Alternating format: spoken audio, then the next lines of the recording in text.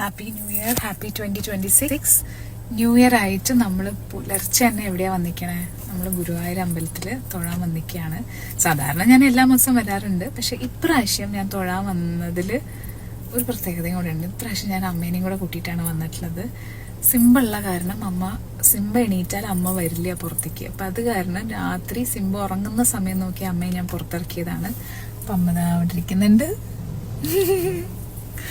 അപ്പം ശരി, ഞങ്ങൾ പോയി തൊഴുതിട്ട് വരാട്ടോ. ഞങ്ങളിതാ നല്ല സുഖമായിട്ട് തൊഴുത് ഇറങ്ങി കേട്ടോ. നല്ല തിരക്കുണ്ടായിരുന്നു. ഇന്നലെ ഏകാദശിയും ഇന്ന് ന്യൂ ഇയറും ഒക്കെ ആയിട്ട് നല്ല തിരക്കുണ്ടായിരുന്നു. രാവിലെ തന്നെ തിരക്കായിരുന്നു.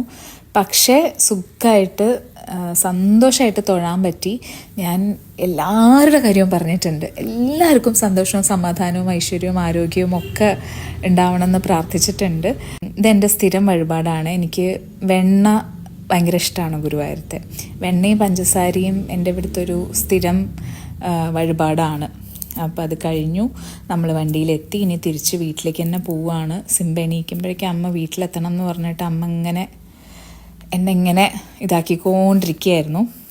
എൻ്റെ വലിയ ന്യൂ ഇയറിലെ അച്ചീവ്മെൻ്റ് എന്ന് പറയുന്നത് സിംബ വന്നതിന് ശേഷം പുറത്തിറക്കാത്ത അമ്മയെ ഗുരുവായൂർക്ക് ഇറക്കാൻ പറ്റി എന്നുള്ളതാണ്.